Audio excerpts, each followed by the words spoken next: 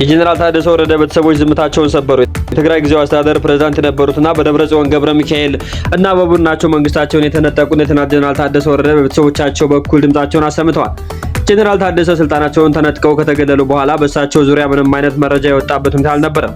ይሁን እንጂ አሜሪካው አምባሳደር ኤርቨን ማሲንጋ ወደ መቀሌ ባደረጉት ጉዞ ጀነራል በአካል አግኝቼ አናግራለሁ ማለታቸው ጉዳዩን እንደገና አጀንዳ ሆኖ እንዲቀጥል አድርጎታል።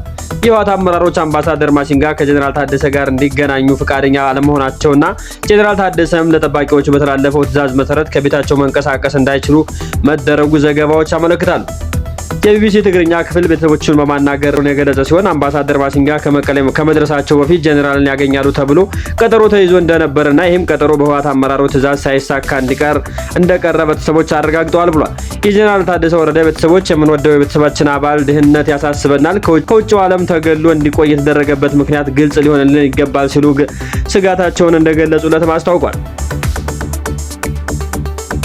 በቀጣይ መረጃችን በአዲስ አበባ ሊደረግ የታቀደው ሰልፍና ከመቀሌ የተሰጠው ጠንካራ ማስጠንቀቂያ አዲስ ውጥረትን ፈጥሯል። የግዳጅ ወታደራዊ ይቁም ሰላም ይንገስ በሚል መሪ ቃል በትግራይ ሰላምና ለውጥ ምክር ቤት የተባለ አካል ሰልፉን አዘጋጅቷል። አዘጋጆቹ በክልሉ ያለውን አስከፊ ሰብአዊ፣ ኢኮኖሚያዊና የጸጥታ ቀውስ አስመልክቶ ዓለም አቀፍ ማህበረሰብና የፌዴራል መንግስት ኃላፊነታቸውን እንዲወጡ ለመጠየቅ ያለመ መሆኑን ያስረዳሉ።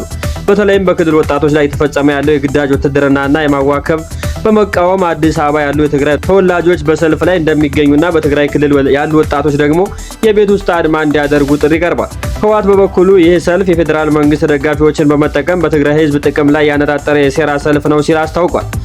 እንዲሁም የክልሉን ጊዜያዊ አንድነት ሂደት የሚያቃውስና የሰብአዊ ድጋፎችን የሚያስተጓጉል በመሆኑ አዘጋጆቹና ተሳታፊዎቹ ከድርጊታቸው እንዲታቀቡ ሲል ጥብቅ ማስጠንቀቂያ አስተላልፏል።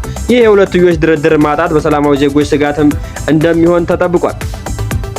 በሌላ በኩል ከራያ አላማጣ ተፈናቅለው በቆቦ ከተማ የሚገኙ በሺዎች የሚቆጠሩ ዜጎች የዕለት ጉርስ ማግኘት ባለመቻላቸው እጅግ አስከፊ ለሆነ ረሃብና ችግር መዳረጋቸው ተገልጿል። እንደ ሪፖርቱ ዘገባ የፕሪቶሪያው የግጭት ማቆም ስምምነት ከተመረፈ በኋላ የፌዴራል ኮማንድ ፖስት ከስፍራው መውጣቱን ተከትሎ በትግራይ ኃይሎች ወደ አካባቢ መግባታቸው ለህዝብ መፈናቀል ዋናኛ ምክንያት መሆኑ ተገልጿል። በአሁኑ ወቅት በቆቦ ከተማ የተሻለ ጸጥታ መኖሩ በርካታ ተፈናቃዮች ተጠልለው የሚገኙ ሲሆን ጣቢያው ከቁጥራቸው ጋር ባለመመጣጠኑ አዛውንቶችና ህፃኖች ብቻ መጠለያውን ሲያገኙ የተቀሩት በጎዳናዎችና በእምነት ተቋማት ውስጥ ያለ በቂ ምግብና መጠለያ ለከፋ እንግልት መዳረጋቸው ነው የታወቀው።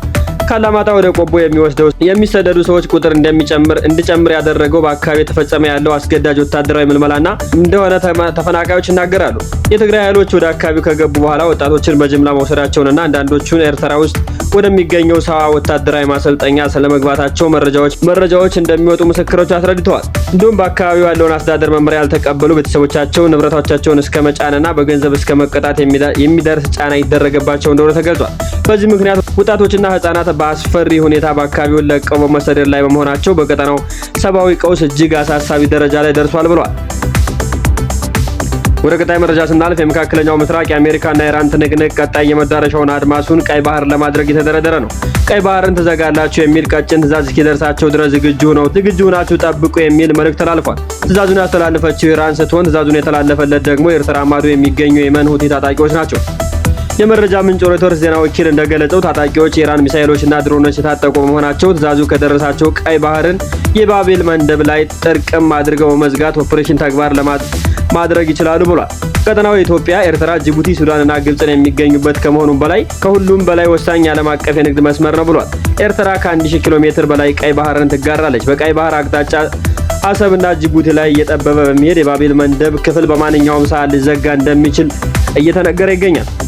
በአሁኑ ሰዓት በአዲስ መልክ በሀገር አቀፍ ደረጃ በአሜሪካና በኢራን ውጊያ የሆርሙዝ መተላለፊያ መልሶ የዘጋ ሲሆን ይህም ጦርነቱ ከቀጠለ የቀይ ባህር ጉዳይም ሌላ ጥያቄ ውስጥ የሚገባ ይሆናል። በሆርሙዝ መከፈት በበርሜል ወደ $70 ቆልቁሎ የነበረው የዓለም አቀፍ የነዳጅ ዋጋ በሆርሙዝ መልሶ መዘጋቱ ወደ $90 እየተንደረደረ ይገኛል። የትራምፕ አስተዳደር አሁንም በኢራን ላይ ያካሄደ ካለው ወታደራዊ ድብደባ አንጻር በቀጣይ የኃይል ማመንጫ መሰረተ ልማቶች ላይ ጥቃት የሚሰነዝር ከሆነ ቀይ ባህር የመዘጋት እቅድ ስራ ላይ እንደሚውል ታውቋል።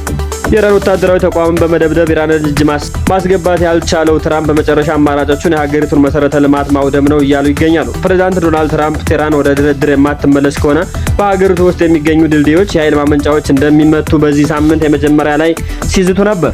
ከዚሁ ጋር በተያያዘ ሳውዲ አረቢያ በሆርሙዝ ከተዘጋ በቀይ ባህር በኩል መተንፈሻ አገኛለሁ ብላ ነበረ።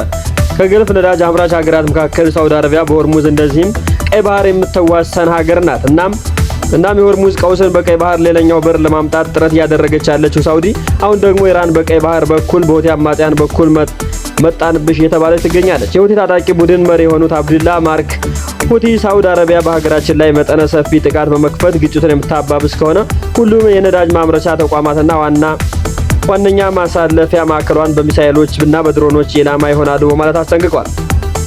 አሜሪካ የኢራን ድልድዮችን በኃይል ማመንጫ ጣቢያና የአየር ማረፊያ ጨምሮ በተለያዩ ሲቪል መሰረተ ልማቶች ላይ ጥቃት መፈጸሟን የቴህራን መንግስት መገናኛ ብዙሃን ዘግበዋል።